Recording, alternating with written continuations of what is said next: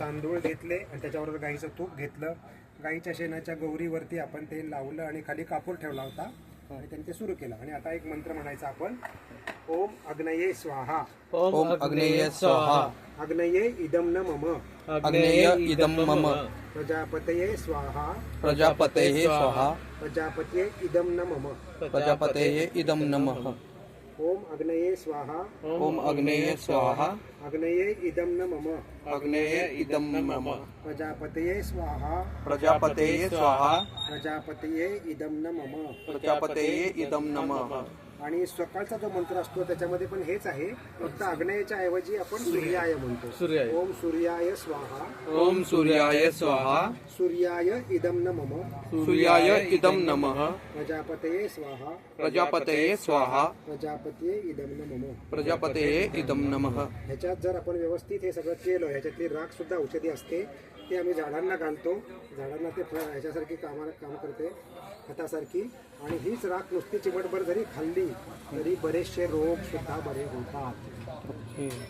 कारण ती अग्नीमधनं निघालेली राख आहे, गाईच्या शेणाची राख आहे. तर इतकं हे इम्पॉर्टंट आहे अग्निहोत्र. आपण आपले संस्कार सोडायचे नाही. फक्त एक तांब्याचं भांडं केलं ना कुठं आणि हे सगळं आपण वापरायचं. आपण आपले संस्कार सोडायचे नाहीत. आपण आपले संस्कार सोडले म्हणून आपला देश पारतंत्र्यामध्ये गेला.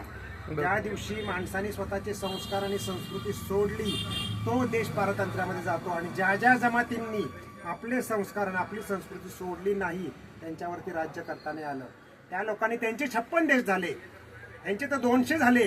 आणि आपला एकही देश आपला राहणार नाही, कारण आपण संस्कार सोडले, संस्कृती सोडली आणि कचा आपण उच्चांक केला.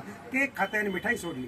आणि आपल्यामध्ये हजारो प्रकारची मिठाई व्हायची आणि आपण केकच्या नादी लागलो, कॅडबरीच्या नादी लागलो. आणि ते सगळं कलयुक्त आहे, कलियुक्त. केक, कॅन्डल, काळ्या रात्री 12 वाजता केक कापतात, एकमेकाला फासतात. खायचा कमी, नासायचा जास्त. हा काही कल्चर आहे का? आणि त्यांचा देव कधी प्रसन्न होतो तर प्राणी कापून, दारू पिऊन.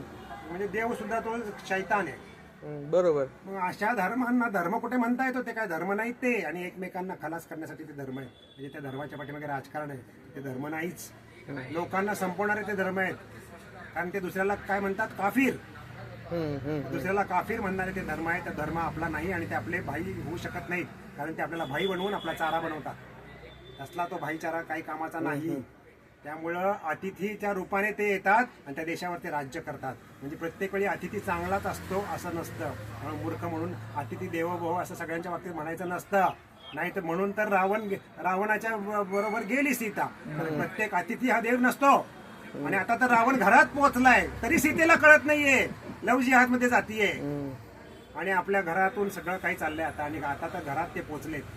नाव बदलून ते जगतायत आपल्या शेजारी बाजारी. आणि आपल्याला कळत नाहीये, कारण आपण आपली संस्कृती आणि संस्कार सोडत चाललोय. तर ह्या रूपाने का होईना चालू करा. छोट्या गोष्टींनी धर्म बदलू शकतो. छोट्या गोष्टींनी आपण देशाची पण सेवा करू शकतो. आणि वातावरण शुद्धी करतो. याच्यामुळे खूप मोठा फरक पडतो. माझ्या आयुष्यात खूप मोठा बदल ह्या मंत्रामुळे झालाय, कारण माझा इगो कमी झाला. इदम न मम म्हणजे माझं नाही, हे सगळं त्याचं आहे.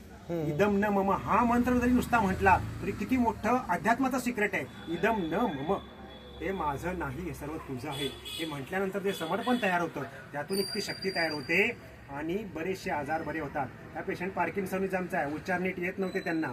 आता हे मंत्र, हा माणूस हा पार्किन्सनचा असून सुद्धा हा मंत्र व्यवस्थित म्हणून त्यांचा उच्चार सुधारला. रोड एकट्याला त्यांना क्रॉस करता येत नव्हता, आता ते एकट्याने रोड क्रॉस करतात. एवढं या मंत्राने आणि अग्निहोत्रामध्ये त्यांच्यामध्ये ताकद आलेली आहे. आणि 12 तास तिथे खाली बाहेर माझ्या इथे ड्युटी करतात न थकता. डायबिटीस आहे, पार्किन्सन आहे, BP आहे, पण 12 तास इथे बसू शकतात, कारण ही अग्निहोत्राची ताकद आहे. आणि त्यांचं वय 80 आहे. ह्या वयात ही ताकद म्हणजे फार मोठी गोष्ट. तर अग्निहोत्र आजपासून सोडायचं नाही. हा मंत्र पाठ नसला तरी चालेल, आपोआप म्हणता पाठ होईल. धन्यवाद. धन्यवाद. काही सामग्री नसली तुमच्याकडे तरी तुम्ही मनात